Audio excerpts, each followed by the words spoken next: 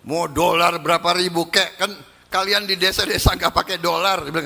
Yang pusing yang itu, yang suka keluar negeri. Ayo. Kalau menurut saya sih Pak Presiden nggak mengerti ekonomi ya. Maaf untuk mengatakan itu ya. Meski rakyat tidak menggunakan mata uang dolar Amerika Serikat untuk bertransaksi sehari-hari, namun apakah pelemahan nilai tukar rupiah yang kini tembus di level 17.600 lebih tidak berdampak bagi perekonomian masyarakat Indonesia? Selengkapnya kita berbincang dengan anggota DPR Komisi 11 Fraksi Gerindra, Kamru Samad, dan ekonom Prof. Ferry Latuhihin. Selamat petang semuanya. Kita juga tanya dulu ke Prof. Ferry Latuhihin. Prof. Ferry, tapi sebenarnya kalau Anda mencermatinya, apa sih maksud pernyataan dari Presiden Prabowo sampai bilang ya yang nggak pegang dolar ya dampaknya juga kayaknya nggak kerasa. Maksudnya kalau menurut Anda seperti apa? Kalau menurut saya kedengeran suara saya Mbak. Siap kedengeran, Prof. Silakan. Ya. Kalau menurut saya sih Pak Presiden nggak mengerti ekonomi ya. Maaf untuk mengatakan itu ya. Sebab dengan gampangnya Pak Presiden mengatakan sesuatu yang pada dasarnya itu otomatis seorang yang mengerti ekonomi. Bahwa kalau dolar naik, di mana kita masih menggunakan dolar untuk barang-barang impor, ya, dan itu menyebabkan inflasi. Dan kalau inflasi, semua orang pasti kena Mbak. Bukan cuma orang desa aja, tapi juga mungkin orang hutan ya. Jadi itu ini saya. Jadi mungkin Pak Presiden tidak punya maksud apa-apa ya, tapi karena beliau tidak paham bagaimana ekonomi bekerja, sehingga keluar begitu aja pernyataan beliau gitu loh. Enggak ada maksud jelek gitu loh. Cuman maksudnya bukan maksud jelek ya, enggak ada maksud jelek, tapi karena beliau tidak paham ekonomi, maka keluar begitu aja gitu loh ya. Statement. Tapi sampai Presiden bisa mengeluarkan statement itu, kalau menurut Anda apakah di bayangan Presiden ada kondisi fiskal yang begitu terkendali mungkin di jajaran istana merasakan seperti itu? Nggak ada relasinya dengan kondisi fiskal, itu cuma karena beliau tidak paham bagaimana ekonomi bekerja. Contohnya pada waktu indeks harga saham gabungan dulu tahun lalu jatuh ya, kan beliau bilang orang desa juga nggak main saham. Padahal kan maksudnya indeks jatuh itu ya itu investor kabur dari Indonesia gitu loh. Yang mana kalau investor kabur dari Indonesia ya otomatis nanti dolarnya juga kena. Tapi karena beliau tidak paham maka asal meluncur aja. Memang benar sih nggak ada orang desa yang punya saham, yang megang saham ya bahkan makan aja sulit gitu kan. Bagaimana mau beli saham gitu loh. Jadi di sini pure karena Pak Presiden tidak paham. Bukan ada maksud-maksud yang buruk. Tapi masa sekelas kepala negara, Anda meyakini memang tidak paham atau sebenarnya ada background lain, informasi lain yang didengarkan oleh Presiden Prabowo Subianto? Ya kalau menurut saya sih pure karena Presiden tidak paham ya, sebab kalau orang paham ya akan mengatakan itu. Beliau tidak punya maksud buruk gitu loh ya, cuman karena tidak paham jadi ya akhirnya jadi komentar-komentar itu dibalas dengan netizen yang ya sebenarnya nggak bully gitu. Oh gitu, saya minta tanggapannya Bang Kamru Samad. Bang, kalau pernyataan Presiden kemudian dikritik oleh Prof. Ferry sebagai jangan-jangan Presiden nggak ngerti sampai menyebutkan statement seperti itu. Tanggapan Anda gimana?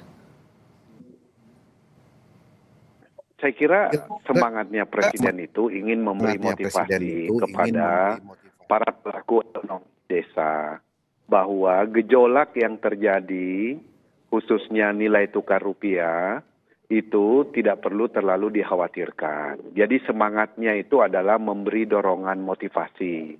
Lalu kemudian kitalah para stakeholder lainnya, pengamat dan semua yang kemudian mendiskusikan sejauh mana dampak daripada kenaikan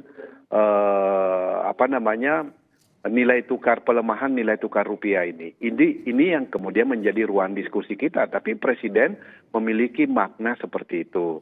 Yang berikutnya yang harus kita cermati juga adalah kesungguhan Presiden untuk membangun ekonomi yang berbasis di desa dengan cara mendorong supaya implementasi pasal 33 di dalam Undang-Undang Dasar betul-betul bisa dimulai, bukan direncanakan, dimulai melalui pengaktifan koperasi Desa Merah Putih dan program lainnya.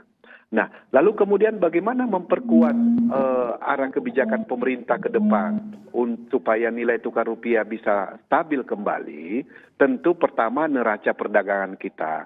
Dalam jangka menengah dan jangka panjang, saya kira pemerintah sudah memiliki satu polisi kebijakan, yaitu PP nomor 8 tentang DHE, devisa hasil ekspor. di mana akan berlaku tanggal 1 Juni di 2026. PP nomor 8 2025 akan due date-nya 1 Juni. Jadi untuk jangka menengah dan jangka panjang kita lihat nanti implementasi efektifnya. Iya. Jadi dari situ ada beberapa aturan turunan yang menurut kita cukup positif untuk peningkatan ekonomi kita ke depan. Oke, Bang Kamrus, tapi kalau menurut Anda itu memang hanya sekedar motivasi atau itu adalah upaya menenangkan juga gejolak yang ada? Ya memang tugas kita lah untuk memberi penjelasan diskursus lanjutan tentang berbagai hal. Karena memang ini kan transformasi besar-besaran yang dilakukan Presiden di dalam kebijakan ekonomi nasional.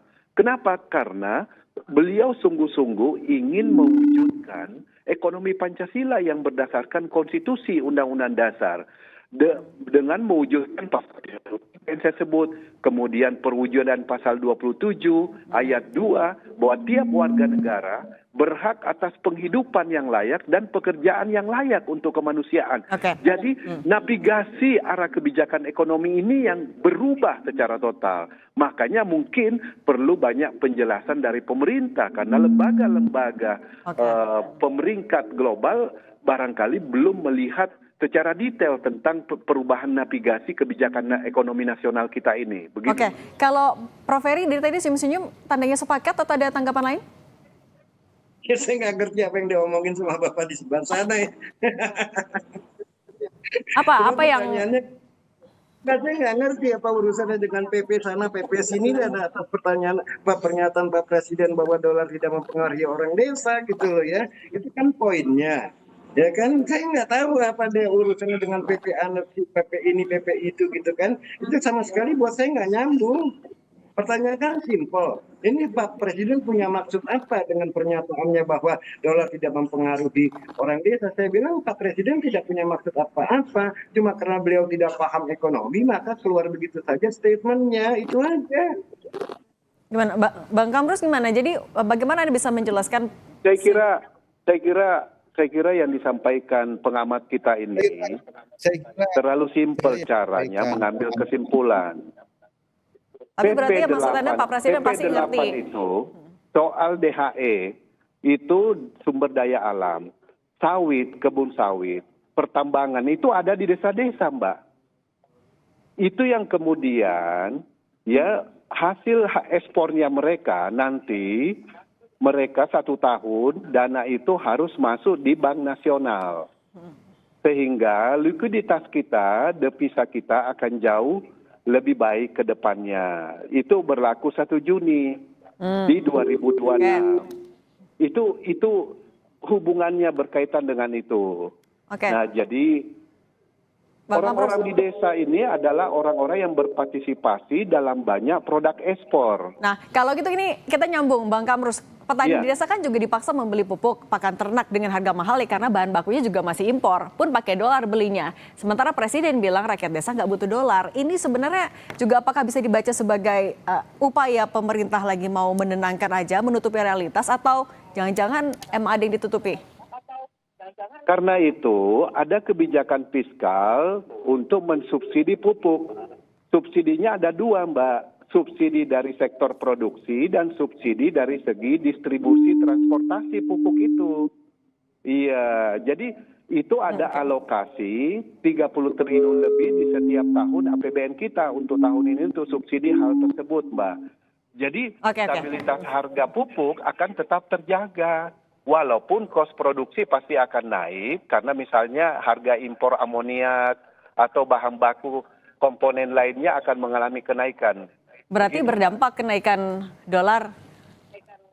Berarti tetap butuh juga dong dolar dan ada dampaknya untuk orang desa.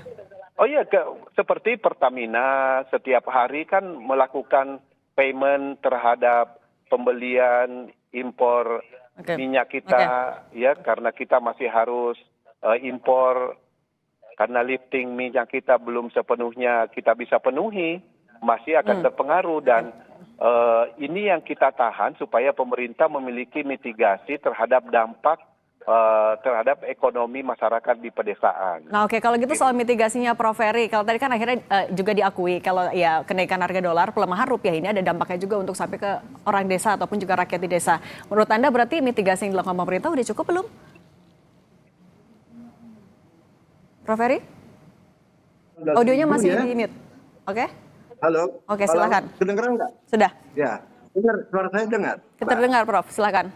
Iya. Ya, apa urusannya dengan mitigasi dalam hal ini? Kita lihat setiap hari dolar terus menguat dan ini hari udah sampai 17.700 kok. Itu mitigasi itu untuk long term dan belum tentu bekerja. Ya, sekarang yang dihadapi market adalah ekspektasi terhadap ekonomi kita memburuk atau membaik, kan itu. Ya, tidak bisa fundamental ekonomi itu dilepaskan dari currency. Kalau Anda mau tanya fundamental kita baik atau tidak, lihat currency-nya satu. Yang kedua, lihat indeks sahamnya. Ya, naik apa turun. Tadi indeks saham tuh jebol loh, ya, hampir 5% loh tadi siang saya lihat ya. Lagi mau ngomong mitigasi apa? Dan mitigasi yang mau dilakukan oleh Purbaya adalah dengan menjual yang namanya bond, yang namanya katanya ada bond funds, stability funds kalau nggak salah ya. Mana it doesn't work. Buktinya tempat saya nggak ngeladenin dan tetap buying dolar. Ya, mitigasi apa lagi yang mau dilakukan mereka? BI mau naikin suku bunga, jebol nanti indeks harga saham gabungan. Nggak ada instrumen satupun untuk memitigasi dolar. Berarti Prof, kalau menurut Anda sebenarnya sedang dilakukan pemerintah sedang menyembunyikan realitasnya atau jangan-jangan buta kenyataan? Ya, mereka mungkin tahu bahwa fundamental kita real, tapi kan yang namanya pemerintah selalu ngomong cantik, nggak mungkin dia bilang diri gua jelek, kan begitu. Ya kan ya, saya yakin kayak Peri Warjio, Purbaya juga mungkin paham dan yang lain-lain juga paham. Tapi kan nggak mungkin mereka mengekspos dirinya gagal. Kan nggak mungkin. Berarti Ya kan ya? Tapi kan market kan tidak bodoh. Mereka buang saham, mereka sekarang beli dolar. Itu buktinya bahwa ekspektasi ke depan ekonomi kita tidak baik-baik saja seperti yang dikatakan oleh Purbaya. Ini untuk sementara katanya tekanan ini. Dari kemarin dibilang sementara. Jadi kapan habisnya sementara ini? Kan terus-terusan orang beli dolar. Berarti Prof. Ferry bisa dibilang sebenarnya pernyataannya kemarin dalam tanda kutip pembodohan publik nggak? Enggak. Saya nggak anggap itu pembodohan publik, cuman karena Pak Presiden tidak paham, jadi asal meliput saja. Presiden tidak punya maksud buruk.